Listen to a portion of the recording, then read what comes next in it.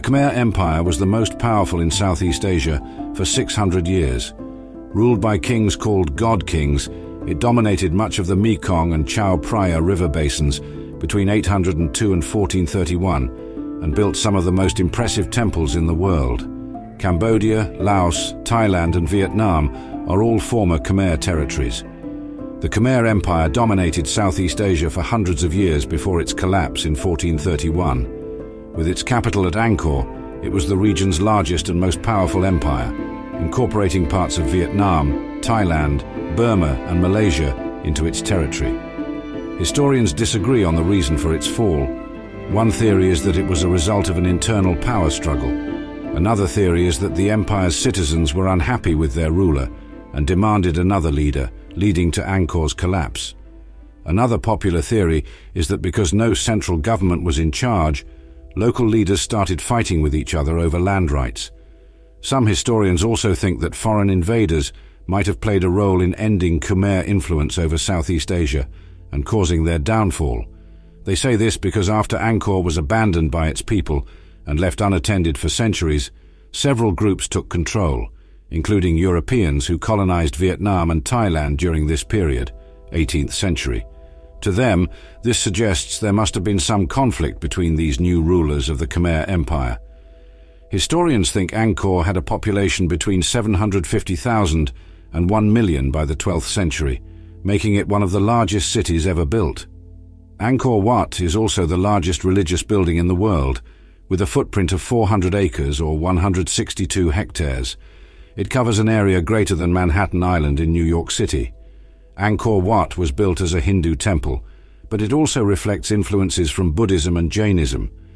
The temple was constructed by King Suryavarman II during his reign from 1113 to 1145. It took about 30 years to build, but today only 15% of the original structure remains standing.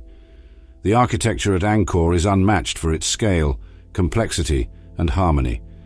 Compared to other temple complexes in Asia, the temples of Angkor are the most significant religious buildings in the world. The Khmer built these significant structures to advance their understanding of geometry and astronomy. Their knowledge allowed them to plan their temples to align with the sun and stars during certain times of the year. This precision helped ensure that every day was auspicious for worshipping gods and ancestors. The most famous temples of Angkor are Bayon, Bante Sray, and Angkor Wat, but there are many more. Ta Prohm is the only temple where you can climb around the ruins on wooden walkways. The trees growing out of the ruins add an eerie atmosphere to this temple complex in Angkor Thom. Preah Khan is a Buddhist monastery built in the late 12th century under Jayavarman II and located west of Siem Reap in Cambodia's Phnom Kulen National Park. This well-preserved monastery contains stone carvings depicting scenes from Hindu mythology and images of nature, like elephants playing musical instruments or dancing with humans, like on Bayon. Brahma Ream is another Buddhist temple located near Ta Prohm within Angkor Thom city walls. It features some fine examples of stone carving that depict scenes from everyday life, including farming activities or courtly ceremonies such as a royal procession through town accompanied by musicians playing gongs or bells, accompanied by melodies, played on flutes by women dancers who wear beautiful clothes made from silk fabric embroidered with gold thread.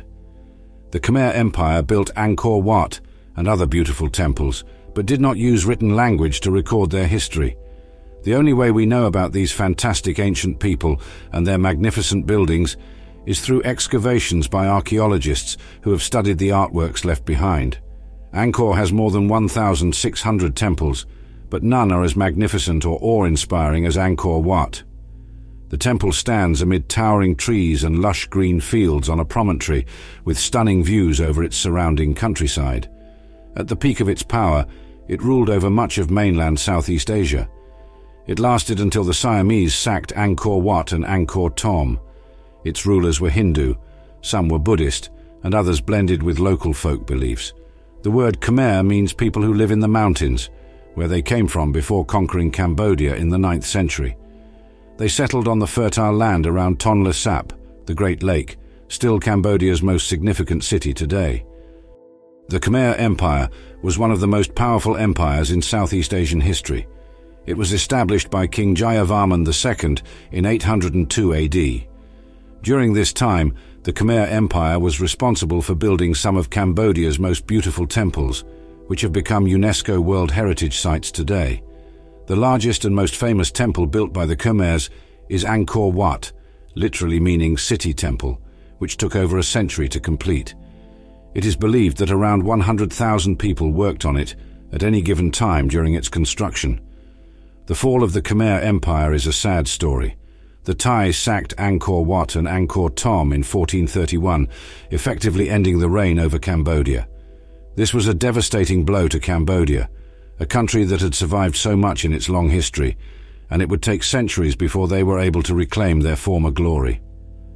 In 802 AD, Jayavarman II proclaimed himself a universal monarch, God King, and established himself as ruler for life with divine powers over life and death, and even control over natural events such as rainfall or drought. He also declared that he would be reincarnated on earth many times throughout history until his final coming at the end of time, when he would destroy chaos forever with his magic sword, Nandin, Shiva. If you're wondering why the word Khmer sounds so strange, it comes from something other than the Vietnamese or Chinese languages common throughout Southeast Asia. In fact, Khmer is derived from a Sanskrit word meaning people who live in the mountains. The Khmer Empire was one of the most powerful empires in Southeast Asian history and lasted from 802 AD to 1431 AD until the Siamese sacked Angkor Wat and Angkor Thom. During its heyday, known as the Glorious Period, Cambodia was ruled by 70 kings who were all direct descendants of Jayavarman II, ruled 802-850. However, despite their impressive lineage and military might during this period, many historians agree that their ability to build stunning monuments like Angkor Wat will ultimately define them as a civilization. Tonle Sap is the largest freshwater lake in Southeast Asia. It's located in central Cambodia and has diverse flora and fauna. The lake is also rich in fish, which played an essential role in Khmer society as a food source and trade commodity. The name Tonle Sap literally means Great Lake. This name is important to the Khmer civilization. It was one of their most fertile agricultural regions, providing rice production resources and fish harvests. In fact, Tonle Sap provides more than 60% of Cambodia's total fish catch. This might surprise you if you're familiar with the history of the Khmer Empire, but most of their temples were constructed between 800 AD and 1300 AD. This means that many of these temples were built by people who lived there, not just commissioned by royal families. It also means that no single person or ruler was responsible for this construction. It was a collective effort over several generations. One important thing to note is that during Angkor's peak period, around the 1200s, it wasn't the only civilization competing for power in Southeast Asia. The Champa Kingdom existed roughly where modern Vietnam stands today. Their culture was similar in many ways, but different enough from Angkor's to not be competitive or threaten each other's success. The Khmer Empire was a time of excellent religious tolerance. This is demonstrated by the fact that Angkor Wat contains statues dedicated to all three major Hindu deities, Vishnu, Shiva and Brahma. Temples were built for many gods, including Vishnu, Shiva and Buddha. Temples were also built for the gods of the jungle and sea. The temples constituting the Angkor complex are scattered over an area estimated at about 100 square kilometers. A network of roads open to motor traffic connects the principal monuments of the group with each other and enables one to reach the furthest in the shortest time. These are called the big and small circuits. The monographs, studies and publications of Angkor having grown in number, the visitor on the spot needs especially general information and an easy-to-read summary of the various works, as well as some indications which will enable him to draw up his program of visits according to his own likings and to the time at his disposal. I do not see any utility in giving a minute description of monuments or bas-reliefs, which the visitors will get a full sight of. What would be the use of depicting what he can see himself? I shall take care of pointing out all that is of particular interest, all that deserves chiefly to be observed in each monument or bas-relief, as well as the itinerary to be followed for reaching it, and of furnishing explanations that will help one to understand better or to enjoy the beauty of specific ensembles or of some particular items. By doing so, a tourist who is in a hurry and needs more time to look at all the temples of the group will be able to gauge the level of interest each temple evokes and will be able to make his choice accordingly. Before discussing the generalities that are necessary to be known for understanding these vestiges of civilization, which, although not entirely vanished, are gradually being extinguished through the progress made by modern civilizations, I wish at first to uproot certain fallacies that have gained credence among the general public. That is why I shall begin by making the following 3 affirmations, which do not need to be demonstrated to those already somewhat aware of these facts, but the evidence does not always appear to others. The word Buddha, which is an adjective and not a proper noun, one should not say it as one would say Siva, Muhammad or Jesus, but the Buddha, meaning the enlightened one, the awakened one, refers to the great sage of India, Sakya Muni, and must not be employed to denote indiscriminately any idol or statue in the Far East. The construction of Khmer temples does not date from a distant or undetermined time. That epoch is now quite well known, and very precise pieces of information have allowed these dates to be fixed. The oldest monuments of the Angkor group date back to the Carlovingian epoch, 9th century, and Angkor Wat, one of the most recent temples, dates to the reign of Philippe Auguste, 12th century. The present Cambodian race, as degenerate as it may be but less, however, than certain superficial observers would believe, is the offspring of the tribe that built the monuments of Angkor. Ethnographically, regardless of the several intermingling of blood that have taken place since that epoch, it belongs to the Khmer race, and employing its artistic atavism, it undoubtedly proves to be the continuation of the artisans who chiseled the sculptures of the temples of its ancestors. History of the Khmer race. My primary aim is to draw attention to the fact that the words Khmer and Cambodian refer to the same nation. Khmer is the vernacular word by which the Cambodians call themselves, while the word Cambodian adopted by Europeans derives from Kambuja, meaning son of Kamban, said to be the legendary mythical ancestor of the said nation.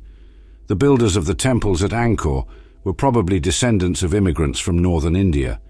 These immigrants invaded the whole of the Indo-Chinese peninsula at an epoch not known at the time. Towards the beginning of the Christian era, a fresh current of immigration took place with the result of the founding of the Kingdom of Funan, a vast empire altogether Brahmanic and Buddhist, which occupied the whole of the present area of Cambodia, besides a portion of Cochinchina, of Siam, of Laos, and of the Malay Peninsula. On the east, all along the coast of Annam, was spread out the mighty kingdom of Champa. Occasionally, it fought with the Khmer Empire and left behind a series of insignificant monuments. These monuments resemble those of Angkor only by indirect analogy. Currently, Khmer culture blends with that of Champa, the Cham country, and Funan. Towards the end of the 4th century of our era, a Brahman from India imposed his dynasty upon the Funan, but it was soon freed and separated, taking its place in history. The kings of Cambodia at first ruled over this country as heirs to the throne of the kingdom of Funan, but other elements must be added to those of the Hindu civilization arising from successive influxes of immigration. Among these were the elements of Chinese civilization, whose commercial relations with Indochina are attested by numerous texts. If, on the one hand, the civilization, religion, and literature of Cambodia are deeply impregnated with those of India, we find on the other that all that relates to commerce, industry, or in other words, to the material side of life, appears to be influenced by China and seems to have adopted Chinese processes. Moreover, we must bear in mind that during the 8th and 9th centuries, a prosperous and compelling Malay state, Srivijaya, whose seat was in Sumatra, had extended its influence over the country of the Khmers. One of the first influential kings who ruled Cambodia, Jayavarman II, came from Java, Sumatra, or the Malay Peninsula, bringing that kingdom's civilization. Lastly, in addition to all these currents, it is to be noted that an aboriginal background, which is still very little known, has reacted upon all these various contributory sources and endowed the art of the Khmers with that originality that impresses all observers. It is self-evident that architectural and sculptural productions of Khmer artistry reveal themselves to be quite different from others of the exact nature found in the neighboring countries of the Far East. In the period between the 8th and the 14th century, a period during which Cambodia produced monuments of every sort, temples, monasteries, towns, palaces, bridges, etc., the Khmers developed a powerful monarchy, a highly developed political system, and a society characterized by extravagant opulence and luxury. After having established their chief cities successfully in the region north of Angkor, the kings of Cambodia came and settled, at the beginning of the 9th century, at Angkor itself, where they resided and where they installed the linga, called Deva Raja, the emblem and divine symbol of sovereignty. Being warlike sovereigns and able administrators, the Khmer kings divided their time between invading their neighbors' territories, chiefly that of the Chams, and founding institutions of piety. They favored both Buddhism and Brahmanism and protected the arts and sciences. Yasovarman, one of the most glorious among their monarchs, gave his name to the ancient city of Angkor Thom, Yasodarapura. Without any known reason, one of his successors, Jayavarman IV, abandoned this town during the first half of the 10th century, and for about 15 years removed his court to Khmer, a region about 80 kilometers to the north of Angkor and at present extremely arid. However, the city of Angkor Thom, which had been temporarily abandoned, regained its splendor, and subsequent kings who returned to it later embellished it considerably. The royal palace was altered, and new edifices were built. Among the most famous monarchs who were constructors and whose names have been handed down to us by inscriptions found amidst a lot of dithyrambic eulogies that are somewhat confused, it is necessary to mention, after Yasovarman, King Jayavarman IV, who built the city of Khmer, 928-942, and after him Rajendra Varman, 944-968, during whose reign were built Mebon and Bat Chum, as well as Jayavarman V, 988-1001, the founder of the small temple of Iswarapura, Bante Srey, Suryavarman I, 1002-1049, Udayadi Tyavarnam II, 1049-1065, who very probably constructed Bapwan, Ard Suryavarman II, to whom we owe the existence of that marvel of architecture, Angkor Wat, and who ruled from 1112 to 1152. Lastly, the sovereign, Jayavarman VII, end of the 12th century, a megalomaniac king and a frantic builder, founded the last city of Angkor Thom, the Bayon, and numerous temples and monasteries. We possess the narrative of Cheu Ta Quan, a Chinese traveler of the 13th century, which proves that, at that time, the Kingdom of Cambodia was still very prosperous. Commercial activity, connections with India, Ceylon, the Malay archipelago, and China. The fabulous treasure of the country of the Khmers, its wealth, and the splendor of its royal court was extolled, and the bas-reliefs sculptured on the temples furnish us today with an eloquent sketch of them. The opulence of the Khmer kingdom was not entirely unconnected with the causes that led to the decadence into which this country began to fall in the 14th century. Its power and supremacy waned from that time. After stimulating the covetousness of the neighboring races, which had already suffered from many incursions by the bands of the armies of Cambodia, this kingdom succumbed to the invasion of the Thais, a race from the north. No doubt weakened by the misuse of luxury and the effeminacy of their habits, the royal court and the nobles failed to drive out the invaders. On the other hand, the multitude of enslaved people and people of other races subjected to servitude, and who had provided the hand labor for erecting the numerous temples and edifices, which we see nowadays worn out by transporting vast blocks of stone, undoubtedly availed themselves of this weakening for rebelling and joining the enemy forces coming from abroad. The Thais who conquered the Khmer race, arriving from South China via the Mekong River, settled down in the valley of the Menem. Here they founded the vital kingdom of Siam. After having made various incursions into Cambodia, the Siamese ended up establishing themselves there definitely by evicting the rulers of Angkor, who were driven towards the east and established their capital successively on the banks of the Tony Sap, an affluent of the Mekong, and finally at Phnom Penh in the middle of the 15th century. There, the royalty settled down during the 19th century after several displacements. But owing to often renewed incursions made by the Siamese on the west into Cambodian territory, and to those of a fresh enemy, the Annamese, on the east, who had conquered the provinces now making up Cochinchina, the unhappy kingdom of Angkor, they had been parcelled out and reduced. It was through the intervention of France, which in 1864 extended to it its protection, that the integrity of this state was rendered secure. Another of its finest provinces, that of Battambang, the very one in which the group of Angkor was situated, had slipped out of the hands of Cambodia into those of Siam. It was through France that the latter country restored it definitely to the former by treaty on the 23rd of March, 1907. Most Khmer monuments today are religious edifices, sanctuaries, chapels, temples, or monasteries. Therefore, I believe it would be helpful for those who desire to visit Angkor to be acquainted with the religions and religious notions that led to their construction. Art, like religion, originates in India, but we should not ignore those alien elements introduced into them, eventually resulting in profound changes. From a religious point of view, the two most popular religions, Brahmanism and Buddhism, found favor with the Khmers. However, it would be a grave mistake to suppose that there existed antagonism between these two cults, or that they were opposed to one another. After having by degrees supplanted the former Vedas, Buddhism in India found itself relegated to a lower level and later ousted by Brahmanism.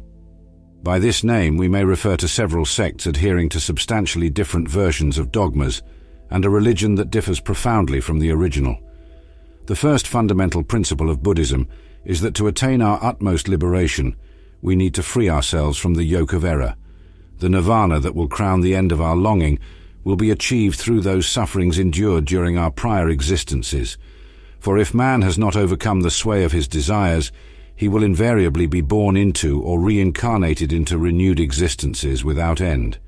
The essential part of this doctrine is that the Buddhist must seek his salvation only in himself, without the intercession of a divinity. Error ceases to be error from the moment it has been discerned, then only proper knowledge alone can bring liberation. It was evident that laws of morality and rules of conduct shall guide the faithful to this state of self-denial, in which, once his passions have been overcome by himself, man will find his ultimate salvation in the eternal peace of nirvana. Original Buddhism, known as Hinayana or small vehicle, is still practiced in Ceylon, Burma, Siam and Cambodia. But in ancient Cambodia, when the monuments at Angkor were constructed, the doctrine then in favor was that of Mahayana. This doctrine supersedes Hinayana's almost exclusive moral conceptions by complicated metaphysics and the creation of superior beings who can become intermediaries between spiritual entities and men, whereby this creed reconciles itself with what may be called natural religion. In contrast, the original doctrine merely laid down rules and lay discipline. Mahayana established a real cult of saints, among whom the most glorified one is the Bodhisattva Avalokiteshvara, or Lokeshvara, which is represented in Japan and China under a female aspect, the goddess Kwaun, or Kuan Yin. From the 9th to the 13th century, this cult met with immense success in Cambodia, as may be testified by the numerous figures sculptured on the bas-reliefs of monuments and statues found in archaeological excavations. A bodhisattva implies a being who has attained the last stage before liberation, but who prolongs his stay in the world of errors and illusions. This is so that other human beings may benefit from his merits to progress on the right path. He is therefore a merciful being who is infinitely helpful and compassionate. This explains the popularity of such a saint in countries professing the Buddhist faith. A divinity who looks down and comes to the aid of humanity with mercy is always more honored than one hidden behind the mystic veil of high metaphysics. It is easy to distinguish the difference that distinguishes these two doctrines from one another from an iconographic point of view by visiting successively an Annamese or Chinese temple and then a modern Cambodian pagoda. The former, Mahayana doctrine, exhibits countless miscellaneous genii, statues of gesticulating and grinning personages. In contrast, in the latter, Hinayana doctrine, we find only one image, though it is true there may be several of these, all represent the one and the same subject, the Buddha, seated in meditation, in monk's robes, in contemplation before his internal dream, which nothing can disturb. It is relatively rare to find him represented in a reclining attitude or standing upright. Tourists who visit Angkor could pay a visit to an Annamese pagoda at Wat Langka, situated on the banks of the Siem Reap River and lying about 1 kilometer north of the residency, as well as a Cambodian pagoda at Wat Krapun Rot, situated close to the village of Siem Reap and lying a little to the south of the residency. The Mahayana doctrine of Buddhism, which was in vogue in the days of Angkor, has this peculiarity that simultaneously embodies the cult of Siva and that of the Bodhisattva Lokeswara. Moreover, Brahmanic deities have been incorporated into the Mahayana doctrine of Buddhism, where they have been converted into witnesses to the defenders of their creed. It is as such that they are often pictured by the side of the Buddha in bas-reliefs. Brahmanism holds that the soul is inherently universal, incomparable to everything that exists, and that our world of phenomena and unreality prevents us from seeing and reaching it. Of the three principal Brahmanic divinities, Siva, Vishnu, and Brahma, the latter is instead obliterated and holds but the second rank in the iconography of Angkor. The Cambodians have combined both world religions with popular beliefs derived perhaps from indigenous races or from races of other countries than India, which have never been officially recognized but have been handed down by oral tradition, in which certain scenes are described in bas-reliefs of subjects of decoration found on monuments. The statues found in temples, almost always displaced, or upset by the ransackers of treasures hidden beneath the altars in sanctuaries, may be classed as belonging to but a few well-defined types. In this section, I'll outline the main points that should be addressed during a visit to monuments. The Buddha is most frequently represented as a monk, seated with his legs crossed before him and with open hands, palms upwards, resting on his thighs. This is the attitude of meditation. Sometimes one of his hands is seen extended beyond his thighs in this attitude. He is represented as calling upon the earth to bear witness to his rights, to the dignity of a Buddha against the doubts of the evil spirit, Mara. His monk's frock leaves his right shoulder uncovered. The head of the Buddha is easily distinguished by the following tokens. The upper portion of the skull has a slight protrusion called Ushnisha, which in more modern Buddhas of Siamese or Laotian origin is itself seen to be surmounted by a peak in the shape of a flame. Avalokitavaras are often found with adornments and jewels, and sometimes with multiple heads placed above each other. Stelas show three personages, the Buddha in the middle with a man and a woman standing on each side, the Bodhisattva Avalokitesvara, and the Prajnaparamita, a symbol of supreme wisdom and science. The Buddha is often seen in bas-reliefs amidst kneeling worshippers or bearers of offerings. The tree under which he is seen meditating is called the Bodhi tree, the Ficus religiosa, found in every Cambodian pagoda. A lot has been debated about the existence of the person who later became Buddha. From a historical point of view, little is known about him. In contrast, his name is associated with a series of events represented by iconography. These can typically be found at Angkor Wat. That is why I shall give a summary of the principle of these episodes. At Kapilavastu, a place in North India on the Nepal border, a child was born who was to become the future Buddha. He was named Prince Siddhartha shortly after his birth, and he was saluted by the holy patriarch Asita as a son of the true Buddha. His father, Kudodana, king of the Yaks, had him educated in his palace, and to keep him away from the vocation predicted for him, he prevented him from mixing with the outside world and surrounded him with pleasures of all kinds. The young prince married and had a child, but he met an invalid, an older man, and a corpse while taking some walks. He realized the evils that plagued humanity and decided to break off from the life of pleasures and luxuries he was leading and seek a remedy for men's sufferings. After meeting a monk, he made up his mind. One night he escaped furtively from his father's palace, leaving behind his wife and son, and only taking his horse and squire, the faithful Chanda.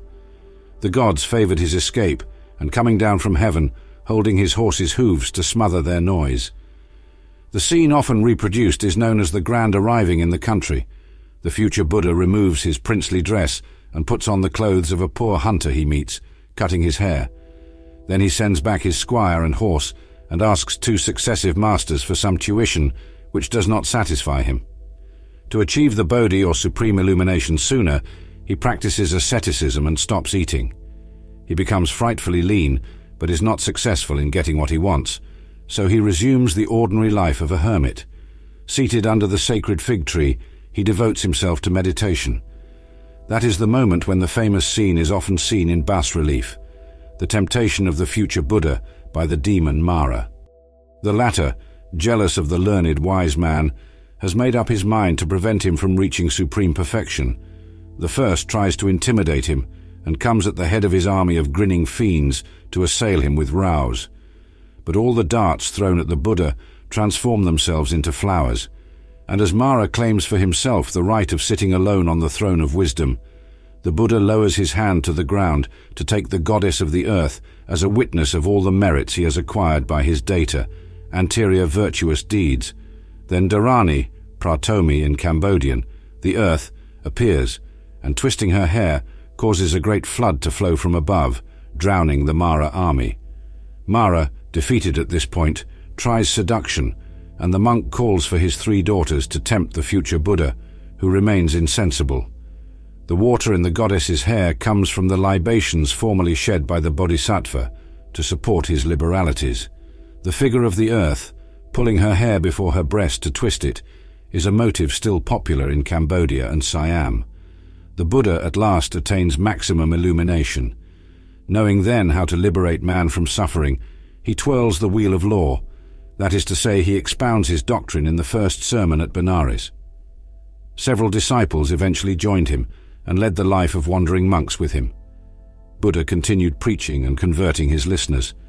On some Angkorian bas-reliefs, the majestic wise man can be seen in the forest receiving offerings from men and animals.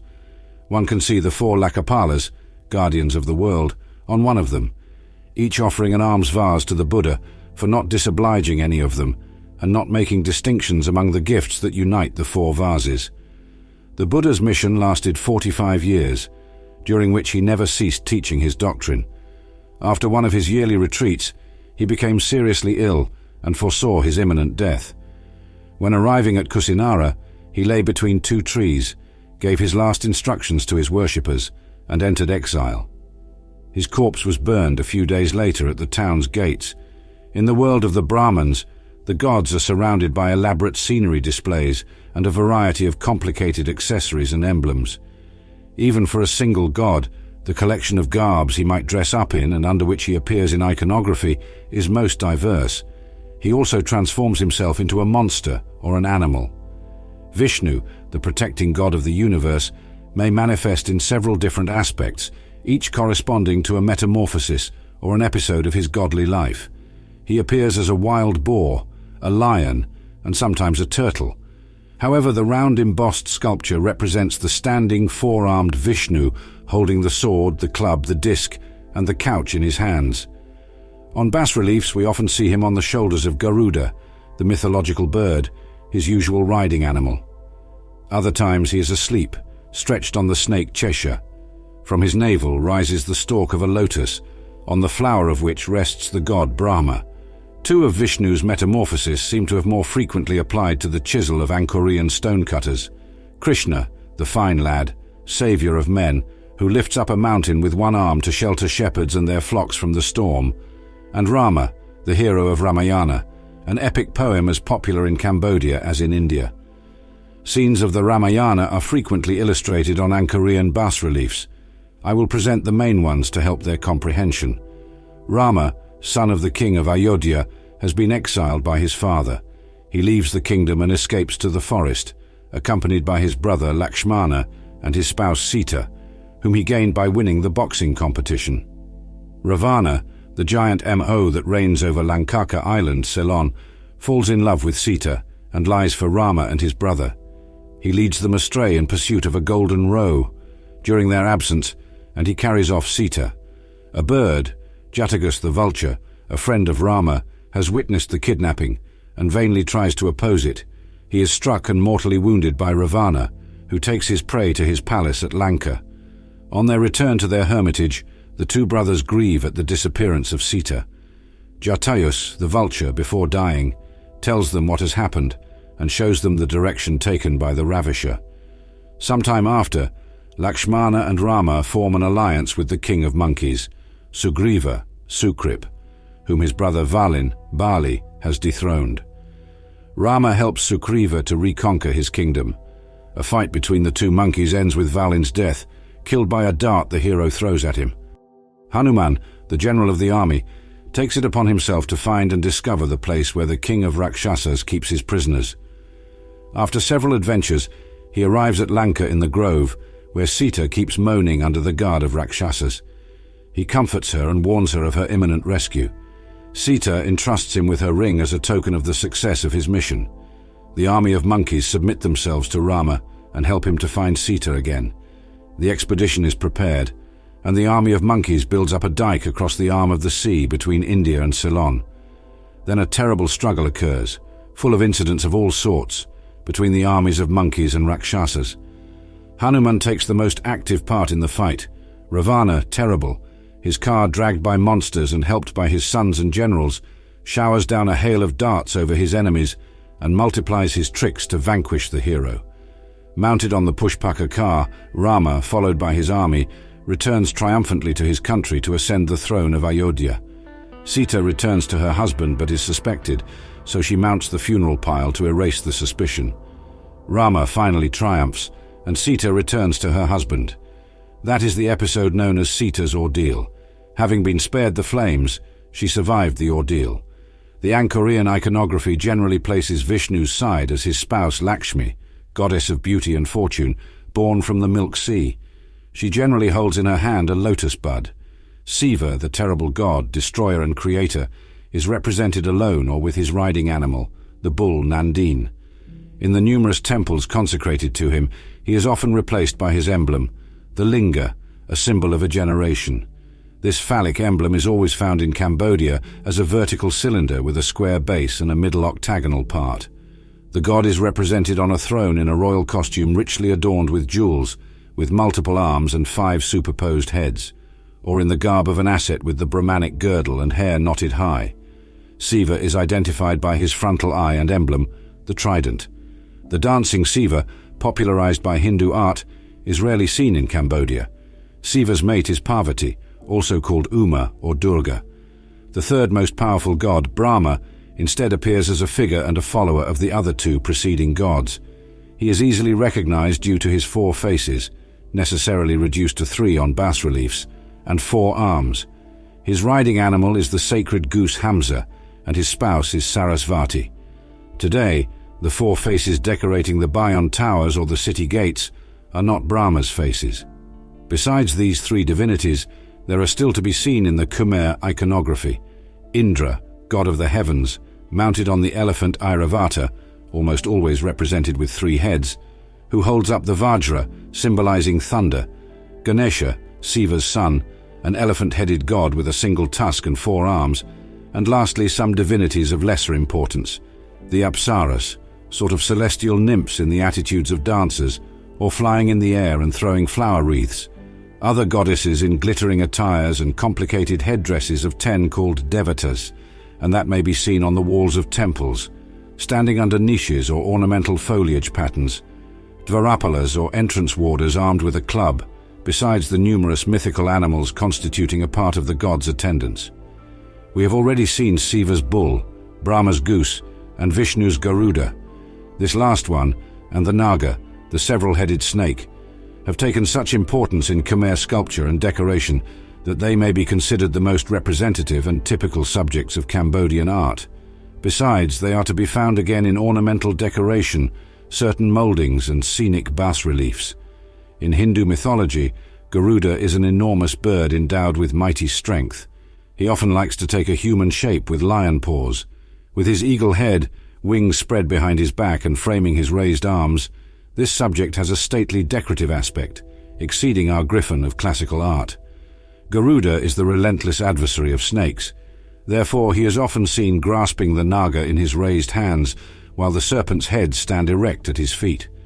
The Naga, to be found everywhere in Angkor, at the ends of balustrades, is one of the finest creations of the Cambodian sculptor. It intends to represent the cobra capello. The spreading of the 5, 7, 9 and sometimes 11 heads in the shape of a fan offers a magnificently carved curve. This curve evokes the palmette motif so frequently in Mediterranean decorations. Sometimes the Garuda is added to the Naga and emerges from the monster's heads to form an ornament for balustrade ends. Another decorative element often used in Cambodia is a monster's head with a grinning mouth uncovering threatening fangs. This is to be found on bas-reliefs, generally accompanying the central divine face on lintels above the doors. From the monster's mouth emerge 2 forearms holding up garlands, and the tongue in the middle forms an ornamental pendentive. To such more or less fancy animals, often placed in a vibrant and tufted decoration, are to be added to complete Cambodian decorative fauna. The lion, with a wide-open mouth and round eyes, half sitting on his hind legs, 8 different landings of the staircases leading up to the pyramidal stories, or in front of thresholds. He often joins the Dvarapala, standing up at the same places. Lastly, executed more simply and realistically, the elephant sometimes adorns the corners of pyramidal stories, or springs out of walls to form an architectural motive. The monuments of the Angkorian group are built in sandstone or laterite, most of them without any connecting mortar. Some of them are brick-built, and in this last case they are often coated on the outside with a lime mortar used to receive carved decorations. However, some sandstone motifs are inlaid in bricks, and the door frames are always made of sandstone. Sandstone was almost exclusively used in all the significant temples, at least for the visible masonry. However, in the case of thick walls, the internal parts were made of laterite rubble. Moreover, all the sub-basements, sometimes very significant, and in the shape of decreasing stories, supporting sanctuaries, towers and galleries, are filled up. In the classical art of Angkor, there is no instance of inner crypts or hollow sub-basements. The solid mass supporting the monument is always made of laterite, with sandstone as a lining. Quite often, because of the lack of joining, the sandstone lining has slid or unfastened, revealing the red tone of the laterite. It is common to find at the same time bricks, laterite and sandstone in one monument. Sandstone, called tamapuok, mudstone by Cambodians, is like dried clay of a bluish-grey or rosy yellow. It is very soft and friable. It was extracted from Phnom Kulen, Lechis Mountain, 40 kilometers east of Angkor. Laterite bicreme, broiled rice, is an iron peroxide with a delicate red color and rough surface, widely distributed underground in southern Indochina. Bricks were made on the spot. They are more extensive than today's, well burnt, and of fine grain. Inside the temples were to be found a significant number of wooden parts, movable carpentry, door panels, different pieces of furniture, canopies sheltering idols, etc., of which there only remain now the receiving holes in masonry or flagstone pavements and in fixed parts, ceilings, sheds, timberworks, etc. Some rare pieces of which are still in place. Some may be seen inside the entrance towers of Angkor Thom. A thing worth noticing is that almost all the doors must have had swings for closing. As the toadstones used for lodging the hinges are still visible, no window was closed by a wooden panel. The closing of windows consisted primarily of round sandstone gratings standing very near one another and sometimes in double rows. All temples must have had a ceiling, or the gorges to be seen above all the mouldings of the inside cornices seemed destined to receive the ends of the decorative boards of the ceiling. Some of these planks ornamented with roses have been found inside the temple of Angkor Wat. The underside of the archways was not visible, so they were primarily left uncarved and only rough-dressed. Timber was also used during a specific period, 10th and 11th centuries, but by including square beams into the stone, the lintel is an unexpected way to span gaps over some openings and relieve the masonry work.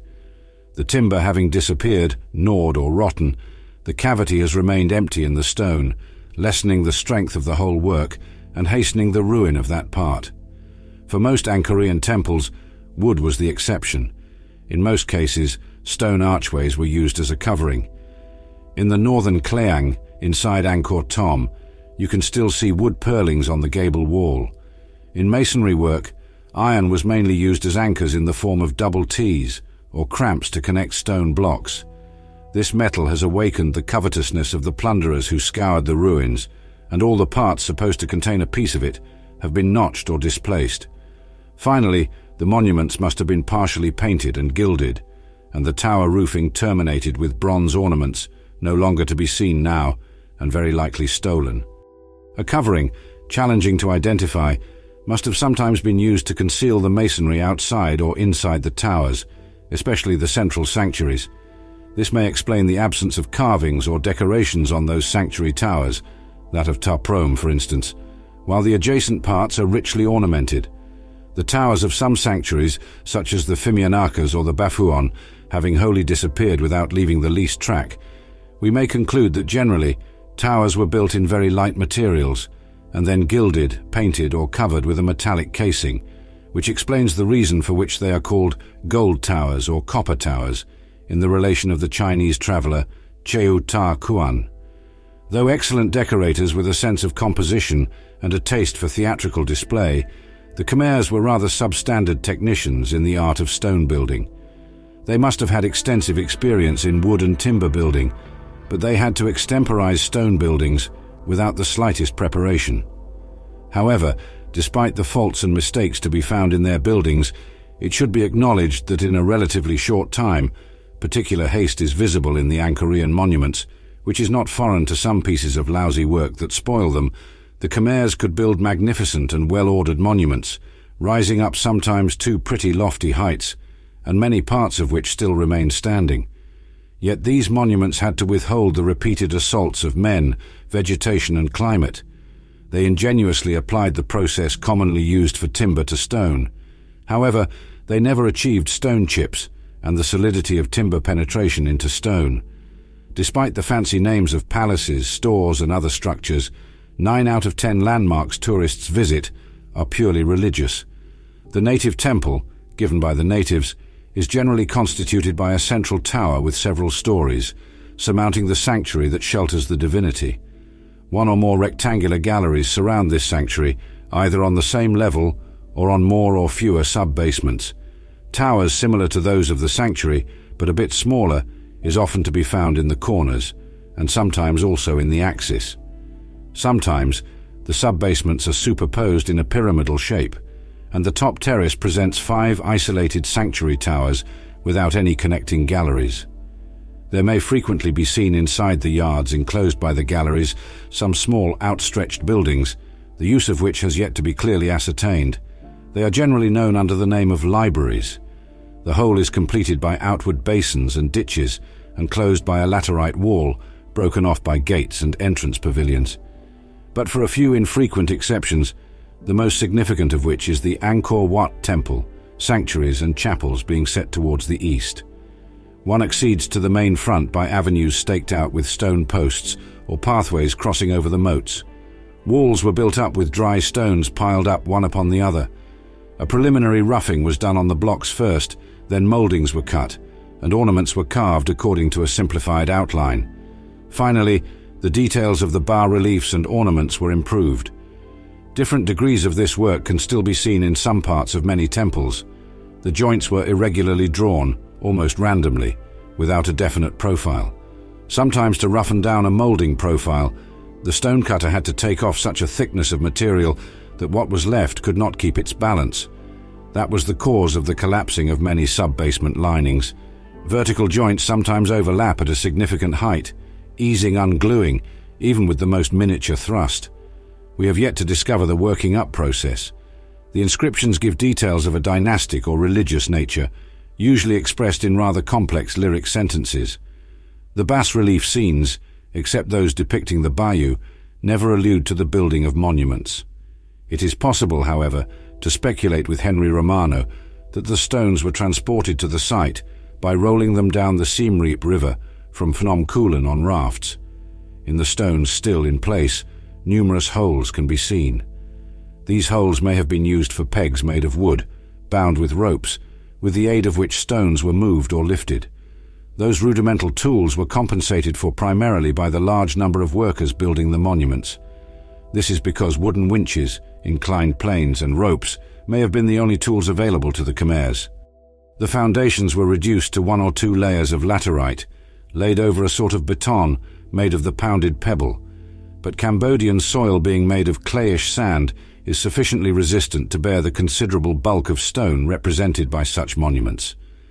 The projection of the numerous sub-basements up in pyramidal superpositions up to the central tower offered a distribution of the pressure on the ground, giving complete security. Khmer vaults are a way of covering galleries, rooms, or towers. The vault has horizontal and parallel joints. This is the vertical extension of two opposite walls, drawing closer by degrees, employing successive corbellings. The vault is sealed with a final stone. This system offers an advantage over crucial stone vaults with oblique joinings, producing no thrusts on the props. But on the other hand, it has the inconvenience of being inadequate in the case of large bearings. That is why very vast rooms or wide galleries cannot be found in Khmer architecture. We can see that the principle of the Khmer vaults is entirely different from that of the Roman vault or our medieval cathedrals. Only the internal profile of the vault reminds you of the three-pointed or ogive-shaped arch. Besides, the vault has sometimes tipped forward after displacing the layers, producing a thrust that has displaced the props. Half of the vault has fallen in other cases, while the other half remains in place in a somewhat unstable poise. While the inner side of the wall hidden by the ceiling has often been left hardly roughened down, the exterior part visible from the outside has been carefully bell-shaped with parallel edges to feign a roof made of hollow tiles. The crown of the vault is slightly flattened to accommodate roof designs made of sandstone. These roof designs can be either in the form of flat niches ornamented with figures under an archway, or in the shape of ovoidal cones with round mouldings. The line above the cornice corresponding to the gutter is notched with many antefixes decorated with lotus petals or nagas. Inside the towers, the slope of the vault is often interrupted by straight parts. However, the outside front simulates decreasing rows, giving a very peculiar appearance to the Khmer towers. Exceptionally, some towers are carved inside in the shape of figures looking toward the 4 points of the compass. The Bayon and the gates of Angkor are the pattern of this kind of tower, which characterizes the end of the classical period. The openings in the walls, either doors or windows, have almost always been framed by a sandstorm, joined with a mitre of tenons and mortices, like in joiner's work. The sham doors adorning the walls without openings are decorated with sandstone panels of tremendous decorative richness, which convert an exact idea of what must have been the wood-panelled door panels. The sham windows that decorate the front walls also produce the round moulded gratings of the proper windows, either half or totally encased in the wall. In the first instance, a linen blind is drawn 2/3 of the height. I should add that no trace of the method of fastening the real blinds to the windows has been found. Carved into stone, one is simulated. The entrance doors are one of the most exciting features of Khmer architecture. The richness of the sculptured decoration gives them a stately appearance. They are preceded by a flight of steps, which improves them by raising them higher. Often a porch is built as an entrance, with 2 pillars and a fronton covering the inside vault and as a gable end. The timpan of the fronton, ornamented by an elaborate ornamental decoration, is encased in the winding line of the naga, the heads of which stand out on each side. Occasionally, several frontons stand out above the first, forming projections of the entrance gallery. By elevating the topmost ones above the rest, they finally reach the first tier of the tower that encircles the central part. The door itself prepares on its frame a lintel, held in front by 2 small octagonal columns, decorated with rings. The decoration varies according to the school and epoch, but it is always very elaborate. Some lintels are of an admirable richness of ornamentation. In classical Angkorian art, this architectural element is composed as follows. In the center, a personage, a divinity, either on a throne or on his mount, surmounts a decorative motif generally made of the head of a monster, from which laterally start garlands surrounded by foliage patterns and serrated leaves. This in the motif I have called the typical element, because it is to be seen profusely repeated everywhere in Khmer art. As the classical epoch ended, some lintels lost their delicate and straightforward trim and overemphasized the complexity of lines and twisted mingling. Still, in the more prosperous periods, the decoration of the pilasters, the vertical stripes festooning the wall corners, the delicately carved mouldings, the friezes under the cornices, and the panels ornamenting certain frontages are examples of very remarkable art. You may take at random any decorative fragment. However thick and dense it may seem at first sight, you can always connect it with a straightforward design scheme, the outline of which has preceded the carving of details. The intent of a directive may be compromised by poor execution or carelessness on the part of the artisan to whom it was given. I do not think any people ever pushed the prodigality in decorative details as far as the Khmers, while maintaining the science of the composition, symmetrical perfection, a masterly equilibrium of masses, avoiding falling into confusion and disorder. Typical of Khmer ornamental decoration, which clearly differs from Hindu decorative art, is its mixture of analogies with decorative motifs from every epoch and country. When we examine Khmer ornamentation, the foliage patterns, the volutes, and the carvings on the temple walls, we are reminded of the work of Gothic artists. We are reminded of the Greeks' gifts of harmony and charm, together with the wealth and exuberance of the East. It is the windings of Arabian art, the notched profiles of medieval art, the series of hangings mixed up with Greek or Roman art figures, or even the Rococo fancies, or the solemn lines of Louis XIV's art. All the decorative elements of the 14th century are found in Khmer art, without any influence between these countries or epochs. And in this beautifully crafted framework, some exquisite feminine figures spring up from the walls, devatas, with busts covered with jewels and wearing quaint tiaras. The approaches of important temples are always designed with great care to make an impression on the visitor, to strike him with amazement and admiration, and make him feel the might of the divinities who reside in them. We must not forget that the visitor of yore was not a profane one, but a pilgrim sometimes coming from a very distant place. Like our cathedrals, the temple must fortify the belief of the crowd by its soul aspect, and teach the faithful by the carved images of its walls, the mysteries and symbols of the cult, and reveal to them the divine majesty, employing a human work, meaning the reproduction on earth of the abode of gods in heaven. That is why the temples were preceded by wide avenues, staked out with stones spanning wide ditches on massive bridges, and bordered on each side as parapets by the fantastically shaped naga with these spread threatening heads. In the old days, pieces of water, which are now drained, reflected the galleries and towers surrounding the walled city. These reflect the yards in which the central part of the temple rises. Suppose one adds to it the happy effects of the repetition of motives. This includes cascades of frontons, projections of stairs bristling with acrotas and antefixes, sub-basements that seem to rise up to the sky, the central sanctuary, and the platforms of which have their stories accentuated by symbolic animals standing on pedestals. In that case, one may realize the intensity of feeling conveyed by the architecture of Angkor. The whole impression does not depend either on the tapering of Gothic buildings or on the predominance of horizontal lines in the Greek and Egyptian monuments. The combination of the vertical lines provided by the towers and the horizontal ones provided by the galleries and sub-basements satisfies the eye by the equilibrium of masses. One harmonious outline appears that is not influenced by the excessive overloading of contours of certain temples in India. Before describing the different monuments of the Angkor group, I must give a recapitulatory list of these monuments classified by periods and schools. According to the latest works of the learned scholars who studied Khmer art, we are indebted to Henry Romano for the revised dates they assigned to the monuments contemporary with the Bayon. According to the latest excavations, Romano was the first to show how difficult it is to maintain the dates of the Bayon dating from the 9th century. Henry Romano was able, thanks to epigraphic comparisons. To date this monument we place during the reign of the great Buddhist king Jayavarman II, who ruled at the end of the 12th century. Pre-Khmer or Indo-Khmer art, 6th and 7th centuries. This art, very near in shape to the Cham art, is not represented in the Angkor group.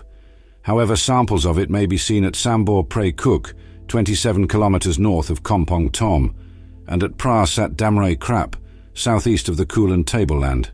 Characteristics: this art does not produce monuments of significant importance. They are simple towers, either isolated or grouped, and surrounded by walls made of bricks placed in tiers, with a decoration representing edifices in bas reliefs. The lintels above the doors are lower and longer than those in classical art. The crest of the small columns is carved into the lintel. This art is chiefly noticeable for the beauty of its statues, some of which are found at the Musée Albert Sarraut in Phnom Penh. Art of Indravarman, 9th and 10th century, monuments of the Lolai and pre-Rup Brahmanist cult. Monuments, Phnom Krom, Bakheng, Baksi Changkrang, pre-Rup, Eastern Mebon, Prasat Kravan, Bat Chum, Lik Neang, Lolai, Prako Bakong. Characteristics: brick prevails over sandstone, which is most often used only for carved parts. The carving beauty and the decorative composition of the lintels are particularly remarkable. The timpan above the lintel is inscribed in a rectangular frame, not a triangular one. Small figures in bas-reliefs adorn the tower angles. On the platforms of the stories, acroteres in the shape of reduced edifices stand at the corners. The decoration, sometimes carved in a lining of lime mortar, is very stone-like and delicately carved. It reminds you of some aspects of Louis XV style Angkor Wat art, 12th century. One of the oldest references to Cambodia, or Chen La, can be found in a passage of Sui history written in the 7th century. In 1295, a Chinese traveller, Cheo Ta Kuan, sent an embassy to Cambodia, visited Angkor Thom town, and left with specific information about the monuments, the royal court, and the inhabitants' customs. 3 centuries later, 2 European missionaries, the Holy Fathers Ridadenera and Gabriel de Santo Antonio, mentioned some ruins, built by the Romans or Alexander the Great, and a strange town that appeared to them in the Cambodian jungle. Near the end of the 16th century, a French missionary, Father Chevreuil, mentioned a temple called Onko, as famous among the Gentile as St. Peter of Rome. In 1783, another mention was made by a French missionary, Father Langenois, of the Angkor monuments. Eventually, the old temple. Until the middle of the 19th century, the old temples fell into oblivion. France was settled in Cochinchina, establishing her protectorate over Cambodia in 1864. In 1856, Father Bouileveau mentioned the Cambodian temples in a travel account. However, we are indebted to the French naturalist H. Mouhot for the true modern revelation of the Angkor monuments, who died in the neighborhood of Luang Prabang in November 1861. Over a few pages, this learned man had described his first vision of the Angkor Wat towers. They suddenly appeared before him amid a mess of vegetation. His notes and sketches published in the Tour du Monde on the 22nd Janvier 1801 drew the general public's attention. In other words, the curtain he had raised on the majestic Khmer city would no longer fall. Numerous explorations have followed since then. Dudard de la Grey was chosen to organize the Khmer Protectorate after pacifying the unhappy Khmer country. This country had suffered dramatically from the onslaughts it had endured. It methodically explored the banks of the Mekong and laid the first foundations for the scientific study of Indochina civilizations. However, because of his early death, the 12th of March 1868, he was unable to personally examine the notes and surveying information he gathered during his mission. However, his companions continued his work. A monumental book was published in Paris in 1873 that was the first archaeological and scientific explanations about the countries he visited. On his side, Louis Delaporte, who was a mere midship at the time, succeeded in assembling the first elements of a museum of Cambodian antiquities by bringing back sculptures and castings that were exhibited at the Paris Exposition of 1878. After a stay at Compiègne, these pieces are now kept in the Khmer Museum of Trocadero in Paris. Some facsimiles of inscriptions brought back by Dr. Harmon and Aymonnier's missions made it possible to find Khmer epigraphy. Reading these inscriptions by the famous Indianists Burgain and Barth threw a new light on Cambodian monuments and ended the many mistakes attributing fancy dates to them. New missions revealed more monuments unknown up to that time, and the first inventory of archaeological monuments was begun.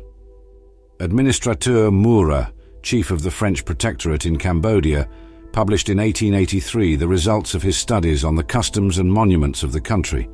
His successor, Monsieur Aymonier, having numerous opportunities to travel around Cambodia, brought back precious unpublished documents, some sculptures, and 340 copies of inscriptions. The result of his work was published in 3 large volumes entitled Cambodia, the last of which, printed in 1903, is specially reserved for the Angkor region. As far as contributions are concerned, this is among the finest. Adhemard Leclerc has made a new contribution to the study of archaeological Cambodia. After him, one must mention the works of Pavier and Tissandier. One must remember to quote General de Bailly. After the French took over Battambang province in 1907, he actively improved Angkor monuments. From that date, a post of commissioner, conservateur, was created at Angkor, and methodical cleanings of the edifices of the group were made. Commandant Lunet de la Jonquière was one of the first pioneers who had already begun some works at Angkor. They made an inventory of the Khmer monuments, and 2 École Française d'Extrême Orient members, H. Dufour, an architect, and Charles Carpeaux, a son of the illustrious sculptor. These last 2 had started the disengagement of the exterior galleries of the Bayon and made a series of photos of the bas-reliefs published in 1910 and 1913 by the Archaeological Commission of Indochina. Cheikh Carpeaux died while at work, exhausted by the fatigues of unceasing labor in Annam and Cambodia. In 1908, Jean-Henri Romano, the first conservateur of Angkor, began the clearing of the forest around the monuments and released the Angkor Wat temple. The Bayon temple followed a few years later. These 2 massive monuments that constitute the architectural jewel of the Angkor group were entirely cleared by him. This work, executed in very severe conditions, in the middle of difficulties of all sorts, was nevertheless brought to a happy end thanks to Henry Romano's tremendous energy and robust health. After the conquest of Bayon, he had already begun to disengage from Baphuon and the palace. However, murderers put a brutal end to his days in April 1916, preventing him from reaping the fruit of his efforts. Since then, restoration has been done on all the monuments, including inside Angkor Thom. Takeo, Taprom, Bante Kadai, and Neak Peen temples have been cleared of vegetation and made accessible. Chao and Pri Rupse, Tomanon have just completed their work. Now the magnificent Pra Khan temple in the north of Angkor Thom will be cleared gradually. Clearing works are completed with strengthening works, including cement stays and iron chainings. Thus, it has been possible to prevent the collapse of some bits of walls or fragments of vaults in an unstable position.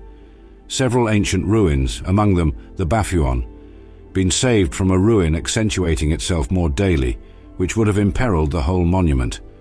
In recent years, with the help of some foreign customs, they have been rebuilding sanctuaries. An example of this is Banta Shray. The monuments of the Angkor group, disengaged through the cares of the École Française d'Extrême Orient, have been set free from the earthen gang and vegetation obstructing them, blocking up the circulation and making it very difficult, if not impossible, to visit several edifices. Before that cleaning, a visit to the temples was laborious. The monument erected to Henry Romano's memory by his friends and the École Française d'Extrême Orient may be seen near the SW corner of Bayonne. It is forbidden for persons not accustomed to practicing athletic sports or who are giddy. You might have to climb up poised blocks, walk over the vaults of specific galleries, or step upon some pretty high cornice stones.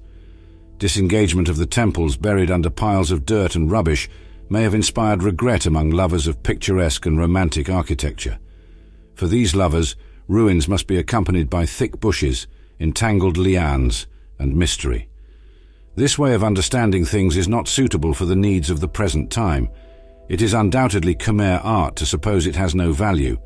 As a result, it is artificially aided by a greenish frame or mantle, concealing a significant portion of it, and allowing moisture to enter the sculpture.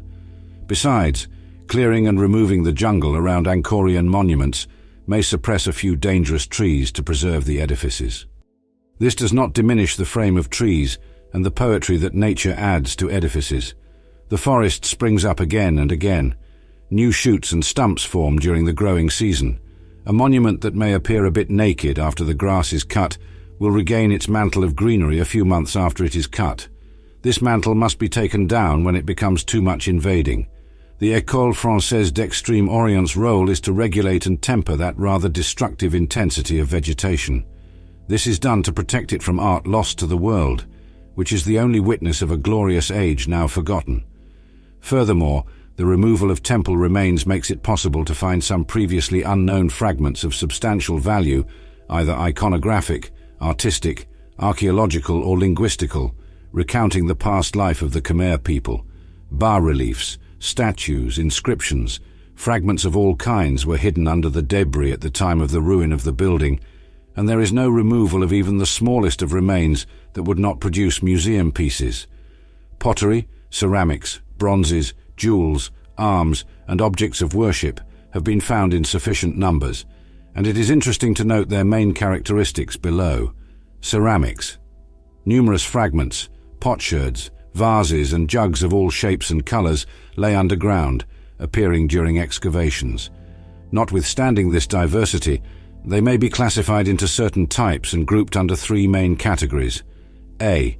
Local native pottery, only Khmer, relatively standard and unturned, generally made of rough earth or with a flat greenish-brown surface. Decoration is straightforward, either geometric or consisting only of hatchings and parallel streaks. They are large in size. One may classify the zoomorphic vases on which are simulated heads or whole bodies of animals such as elephants, hares, tortoises, etc. B. Other pottery, imported or made on the spot by Chinese process and under Chinese direction. This pottery is contemporaneous with Angkorian monuments.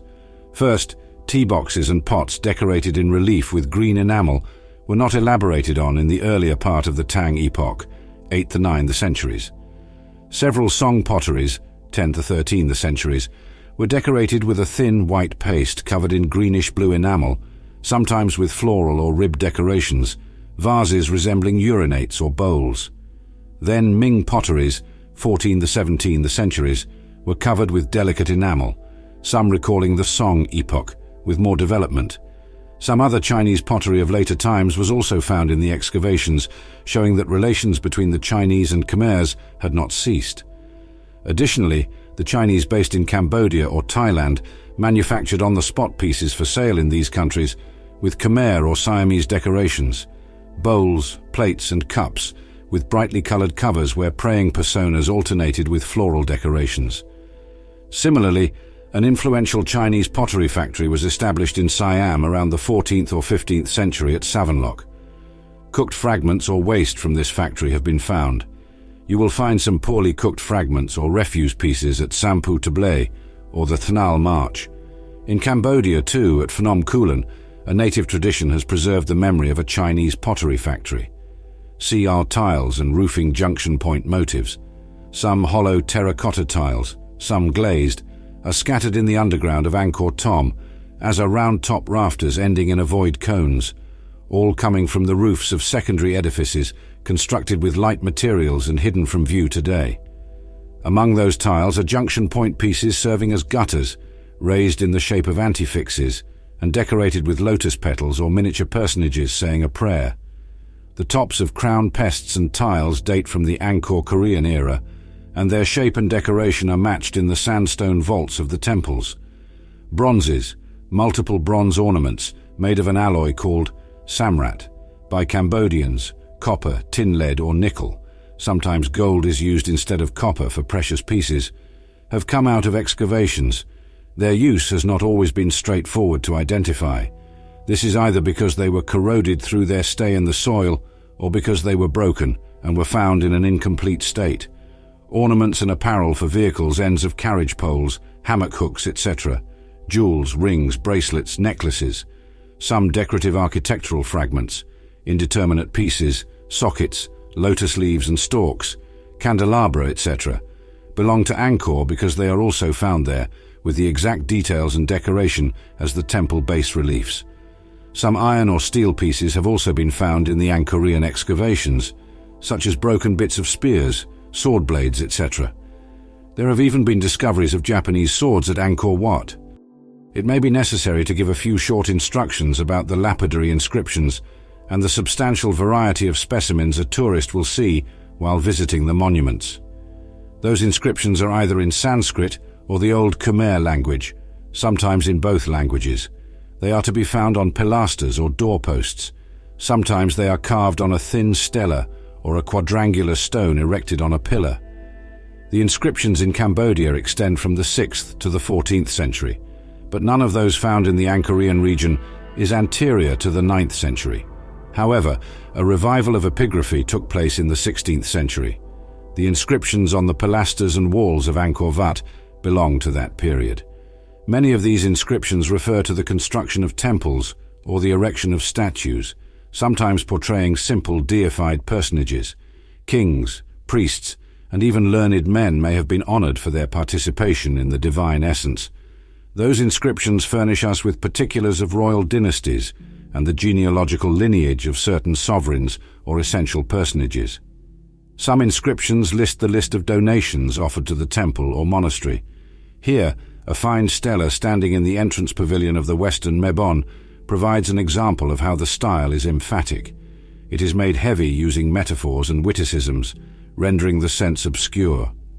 Scenes are drawn from the Mahabharata, the epic fight between the Kauravas, coming from the left, and the Pandavas, coming from the right. Both armies are setting forward against each other. The foot soldiers are on the wrong side, and the chiefs of disproportionate dimensions are mounted on light and decorated chariots, horses, or elephants. It must be noted that the chiefs occupy a stereotyped pose with their bows held in one hand and arrows in the other. This is a theatrical pose repeated with some variations on each panel. Overall, this bas-relief of flawless craftsmanship exhibits some confusion, but some details of costumes, headgear, and arms are depicted with extraordinary accuracy. One observes how shields are attached to the arms. A gesticulating and dancing jester scans a drum to signal the army's march. Horses are treated as decorative animals with good gait. The Pandavas may be identified as the interlocutors of the dialogue of the episode of the Bhagavad Gita near the middle of the panel. Arjuna standing on his chariot with Krishna as the driver. On the upper part may be seen a warrior lying stretched, his body riddled with arrows. He is the Kauravas' army chief. Bhishma is surrounded by his followers and family to whom he gives instructions. The nearer one gets to the center of this panel, the more chaotic the scene is. It is a mixture of arms and legs, but the decorative attitudes of the fighters give the whole a character of nobleness and solemnity. The specific postures of the warriors depend on mere equilibrium. It is worth noticing that the chiefs represented bending their bows before letting fly the arrow, holding their left hand behind their heads, exposing the hero's face. Going to the right, south, the scenes are considerably quieter, the panels being often composed with a sort of symmetry concerning the center, where the main actors are generally to be found. This is the same marching men seen at first, but in this case we see the Pandavas' warriors. Pavilion at the southwest corner, northern aisle and eastern wall. The walls of this cruciform pavilion are ornamented with sculptures, some of which are pretty rare. Unfortunately, they have deteriorated due to water infiltrating through the vault cracks. On the Angkorian bas reliefs, Krishna, with his brother beside him, raises a mountain to protect the shepherds, the shepherdesses, and their companions from a storm that Indra has induced due to his wrath. In conventional bas relief language, a mountain is represented by small lozenges placed side by side. The upper part of the scene is garnished with apsaras flying in the air. This is a frequent accompaniment to scenes depicting episodes in the life of Hindu gods. Western wall, above the bay. A famous scene from the Ramayana, also reproduced in numerous copies throughout Angkor, is represented a few inches further on the panel of the door one has just passed through.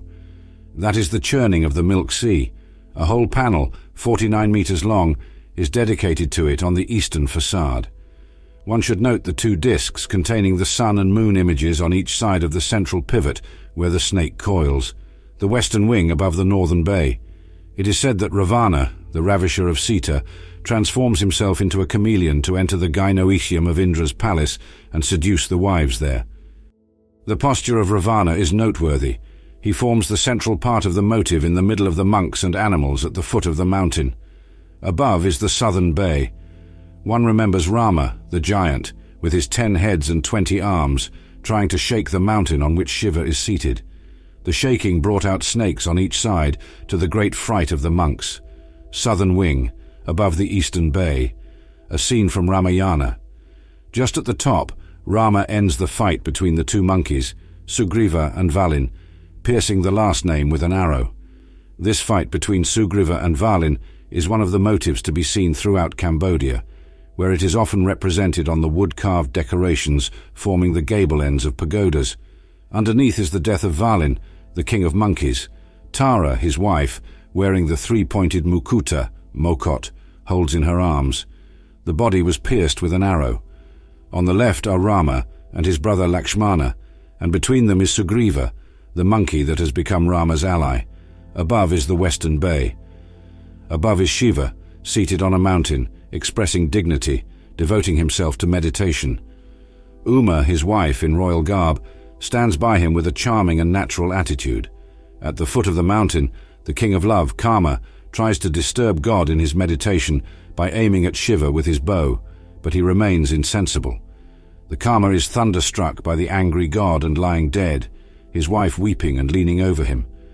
Following a convention common to bas reliefs, the scene continues. Eastern wing, north wall. Two very richly decorated junks overlay one another. This nautical scene has yet to be identified. From the apsaras flying in the air, it must be a divine episode. In the lower part, a family scene shows a man and woman playing with two children.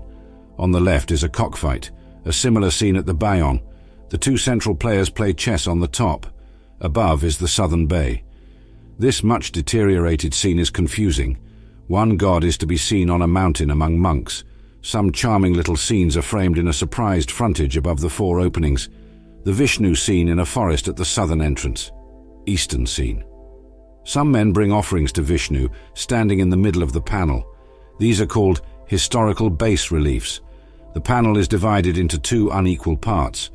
The first part depicts King Parama Vishnulaka, founder of Angkor Wat temple, seated on a low throne adorned with a carved balustrade and with nagas. It is easily identifiable because of its dimensions and the gilding spread over it by pious pilgrims.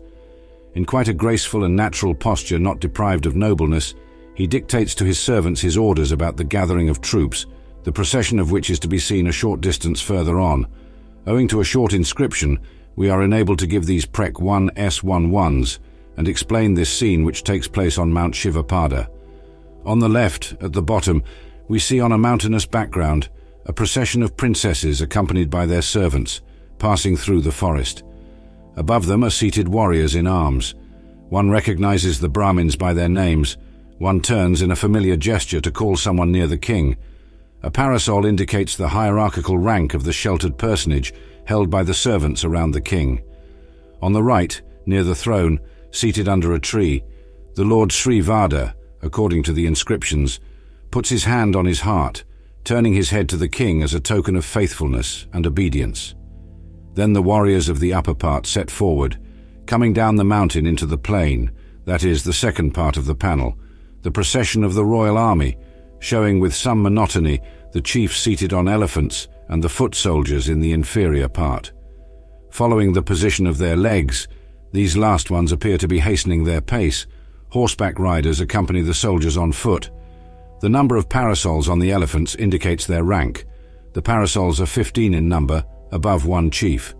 The conical headgear, mukuta, mokot, and a wreath, all immediately recognizable, indicate King Paramavishnu Loka, as we have already seen at the beginning of the panel. He is armed with a blade that runs into a slightly curved piece of wood, as similar ones may still be found in the hands of Cambodians nowadays. One will notice the crested headgear in the shape of an animal's head of the lower part. The defiling carries on with chiefs mounted on elephants and surrounded by the rest of the army. At about the third quarter of the panel, the military march is broken by a procession of priests and Brahmins with highly coiled hair, ringing small bells, and whose chief is carried in a hammock just as the pagoda chiefs are nowadays when they move out. As the holy arch with sacred fire escorts the army, it sanctifies the battle and attracts divine protection. At the front, some musicians are blowing through their trumpet shells and beating drums, and two fools are frisking comically. The same sort of jesters are to be seen nowadays in religious processions in Cambodia. The army procession resumed its march without further markings. One sees a procession toward the end of the procession 4 or 5 yards before reaching the gate of the central vestibule. These are called Siamese. and an inscription also explains this. This Siamese is easily distinguished because of their uncouth garb. The warriors wear a skirt, and their headdress is ornamented with feathers and various hangings. They are armed with hooked pikes.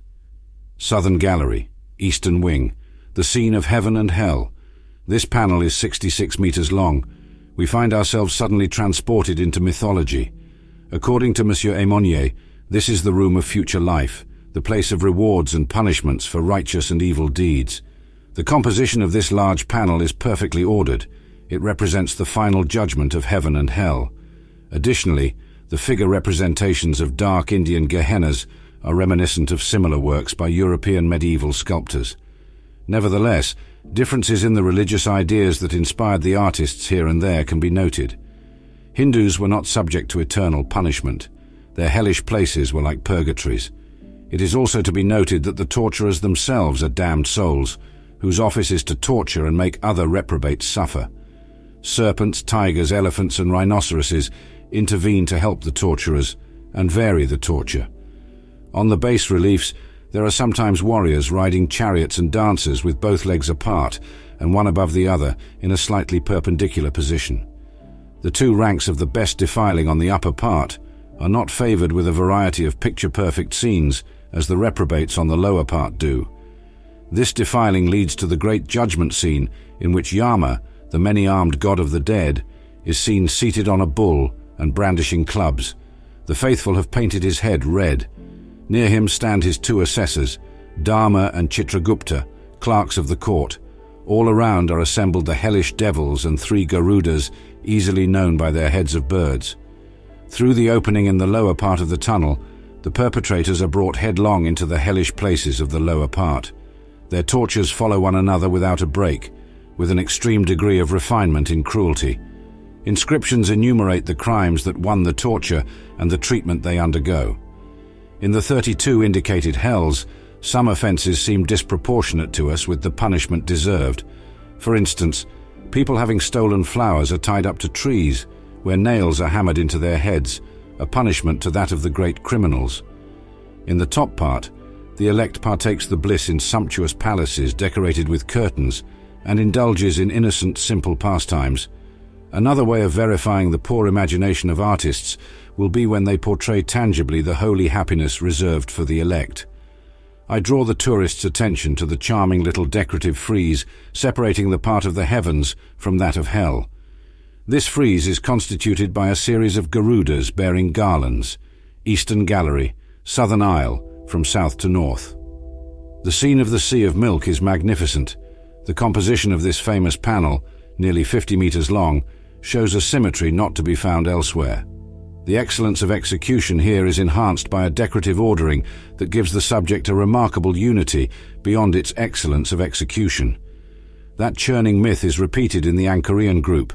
Its subject is the following.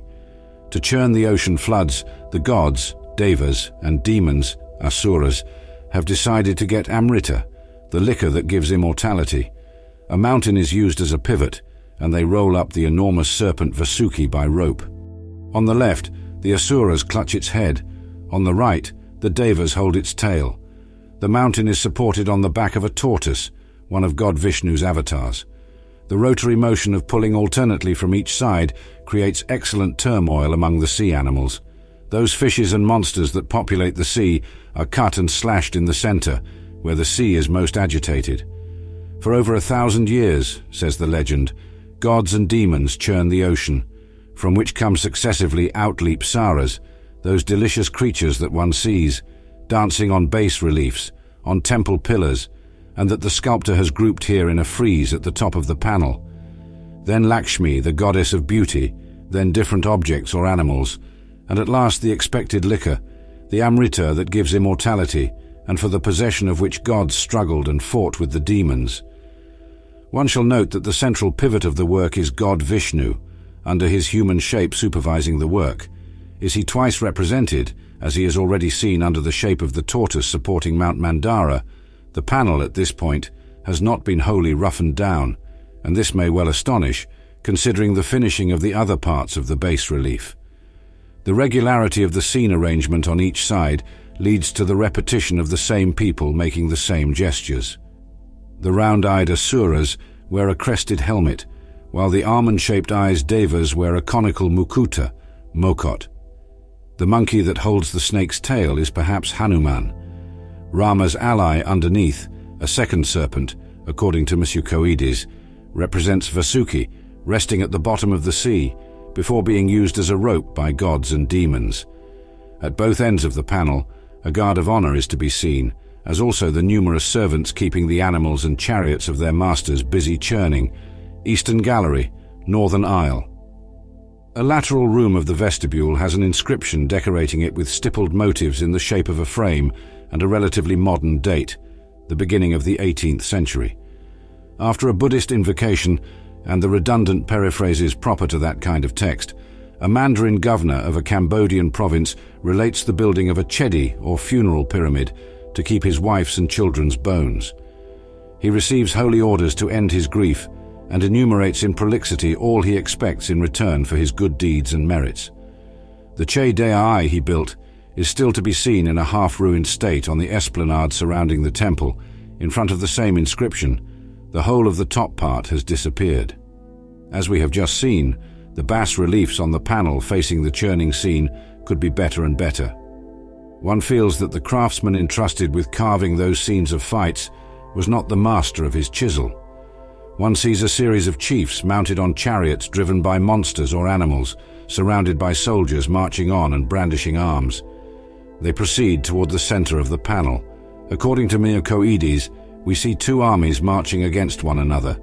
Still, they are both composed of demons uniting their efforts against a central personage. That personage, looking at the south, is Vishnu, which we recognize by his Mount Garuda. God sends his enemies to a rout after making them laugh terribly. The sculptor attempted to convey that by depicting their headlong flight from their beasts. Despite this, he displays a much higher degree of imagination than technical skill. We see a similar filing at the northern end of the army panel, a train of chiefs shooting arrows while mounted on elephants or chariots. Not far from Vishnu are to be seen some chiefs mounted on birds, whose necks they grasp between their legs. The warriors' postures are again theatrical and stereotyped. Some remain seated on their beasts only through a wonder of equilibrium. Some monsters' heads are curious about their details, but one feels the impression of a design foreign to usual Khmer art.